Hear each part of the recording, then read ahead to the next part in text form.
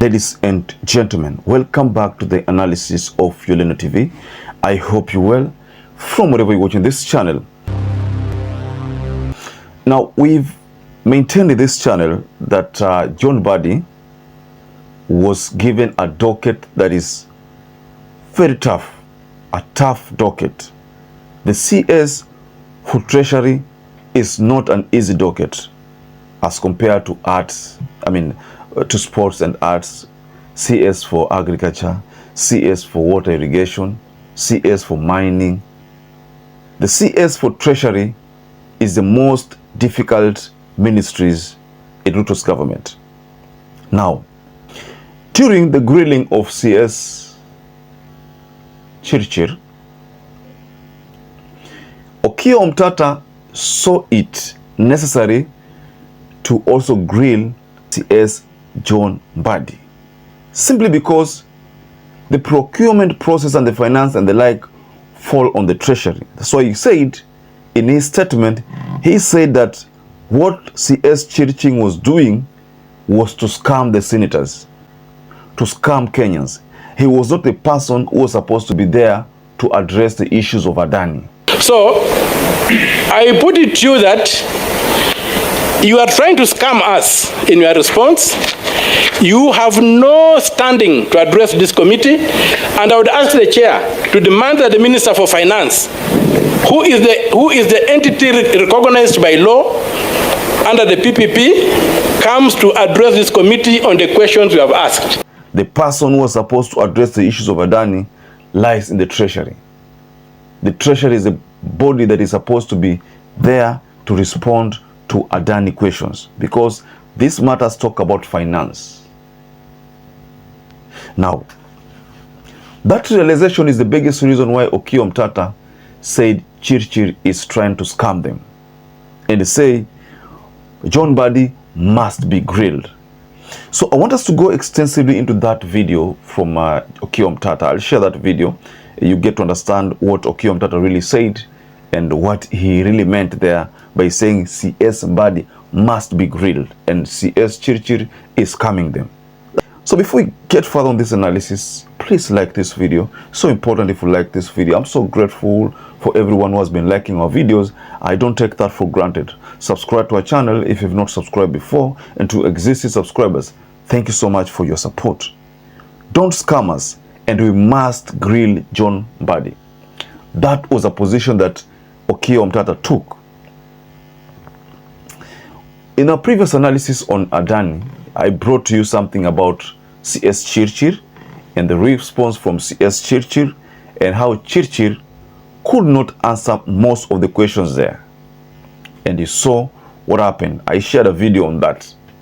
Now, on this analysis, ladies and gentlemen, OMTATA saw to it that the best person to respond to the queries was not CHIRCHIR, because honestly, if you listen to what I shared in the previous analysis, you find that there is a complaint that came there from OMTATA that CHIRCHIR was taking them round in cycles, that CHIRCHIR was treating them as nursery school kids, and they were senators of the Republic of Kenya. So OMTATA sought for respect from CHIRCHIR. And in his conclusion, he realized that the person who is supposed to be brought there to answer questions is not even CHIRCHIR, because according to them, either CHIRCHIR didn't understand the questions, or either CHIRCHIR was not well conversant or well versed with the details of the agreement, because most of the time, if you looked at the response and how he could be reminded by his colleagues there, there was all indication that this deal was a bit alien to him. You know, it was a bit alien to him. But John Mbadi is now being roped into this deal. So I'm saying that John Mbadi could have gone for the wrong docket, but probably Ruto believed in him. And if Raila Odinga played a role in his selection, then he could have believed in John Mbadi. I personally believe in John Mbadi. He can deliver. Of course, even if you look at the indications of the Finance Bill 2025, it's already talking good things, talking about reducing VAT, reducing taxations, and expanding the tax base, but not introducing new taxes. That is good. That's a very good move. So that's why I believe in John Mbadi. But let's look at this issue from the other side of the coin. John Mbadi's name is being roped in ADANI deal. So most likely, after that request from OMTATA, John Mbadi is going to be grilled. He will be grilled for a deal he was never party to. And my question is, under that act, do you have the locus to answer any questions? Who is the cabinet secretary anticipated under section 2 of that act? That's my first question. Secondly, I would like to reiterate what the chair stated in passing. But it's a fundamental issue that your documents are crafted in a language that says that the ADANI deal is done. We will, we shall, we will, we are. It's already concluded. I don't know why you are giving the impression. You have told us here that you are negotiating that the CEO of that company should be a Kenyan.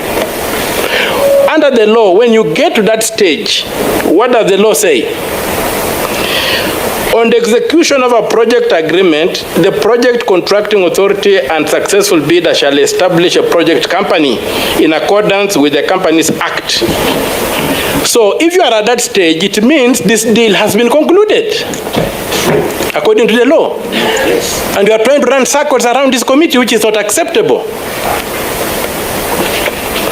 I would have expected you, before you began addressing this Honorable Committee of the Senate, to first of all justify why it is you, a Minister for Transport, who is answering matters on PPP. The letter was addressed to Mr. Mbadi. At that time, he was covering the entire cabinet. Who was the minister responsible who should be answering these questions? Is it you or the Minister for Finance? You are a stranger in these proceedings. The minister to answer these questions is the Minister for Finance, not you. You are not recognized in law. And so, secondly, I would have expected the answers to begin by showing that there was this due diligence carried out and the ADANI was cleared before the government went further to begin looking at them.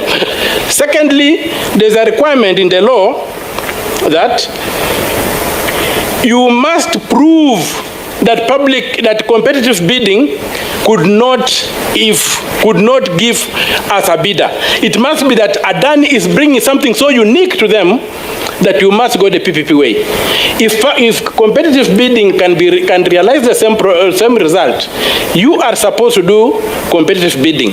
Where is the proof that only ADANI has the technology or the whatever to expand an airway or the capacity? So you needed to justify that public bidding was ruled out. The default for public procurement is competitive bidding.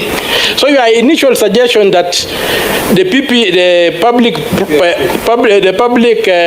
Procurement and Asset Disposal Act was like sidestepped by the PPA is not true. The PPA is just stands on the Public Procurement Act to advance its course. So I put it to you that you are trying to scam us in your response.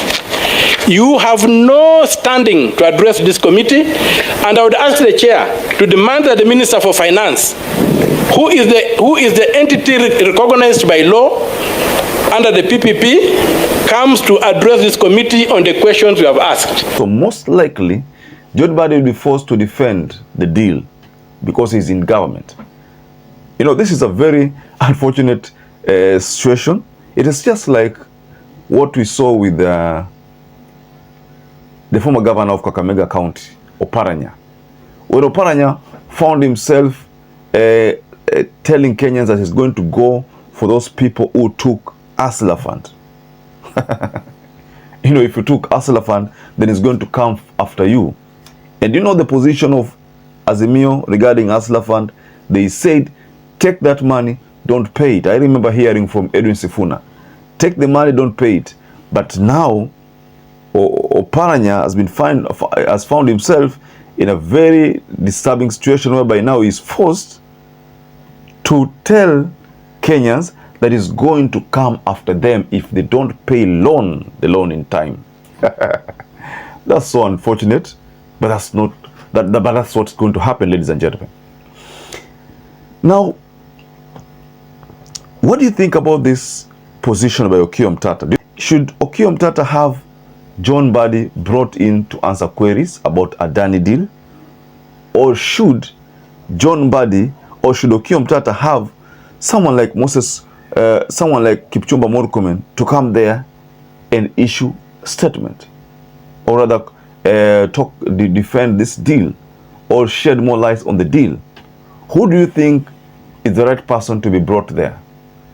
Because if it's the issue of finance, I think the former finance minister is the person who's supposed to respond. Because at the time Mbadi came, this deal had reached almost 12th stage, you know. That means the Ministry of Finance must have gone through the document, understood everything, and the Ministry of Transport. So those previous cabinet holders are the ones who are supposed to be brought there, not even John Mbadi.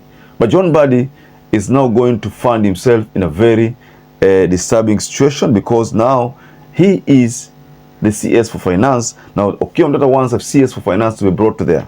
That means John Mbadi is the person who's going to respond to those queries now.